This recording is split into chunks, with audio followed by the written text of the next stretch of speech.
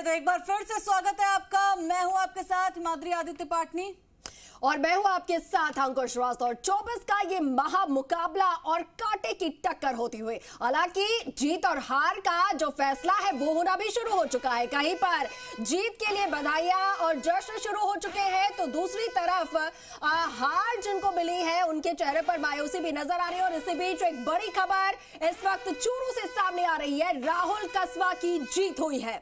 बिल्कुल, और देवेंद्र झांझरिया को हार का सामना करना पड़ा है। दूर तक भाला देवेंद्र झांझरिया का पहुंच नहीं पाया और इसके चलते हार का सामना उन्हें यहां पर राहुल कांसवा से करना पड़ा। और कहीं ना कहीं ये खामियाजा बीजेपी को भुगतना पड़ा, क्योंकि राहुल कांसवा को टिकट नहीं दिया। नहीं देने के बाद वो कांग्रेस में शामिल हुए और अब कांग्रेस के हाथ पर जीत भी गए।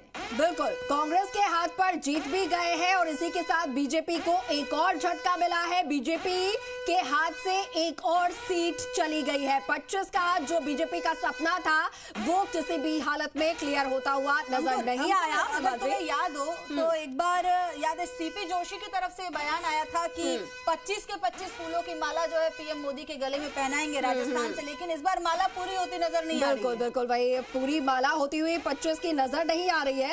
और हमारे सहयोगी जयपुर स्टूडियो से खुशबू हमारे साथ जुड़ रही है एक बार फिर से।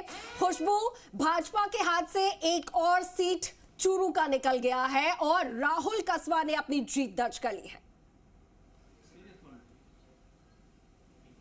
जाहिर तौर पर देखिए ये जो सीट थी इस पर जो है ये टक्कर जो है काफी दिलचस्प थी। इसको लेकर जो है लगातार चर्चा हो रही थी और क्यों थी कि आपको भी जाहिर तौर पर पता है। प्रकाश जी, मैं आपसे देखिए चूरू भी निकल गई बीजेपी के हाथ से और जाहिर तौर पर एक ये सवाल उठ रहा है, क्या ये बीजेपी में ओवर कॉन्फिडेंस आ गया था कि नहीं भी जाएंगे, इतना प्रचार भी नहीं करेंगे? तो क्योंकि पहले राउंड में देखा गया कि वोटिंग परसेंटेज कम, तो भी जो है जीत होगी। जाहिर तौर पर प्रधानमंत्री नरेंद्र मोदी ही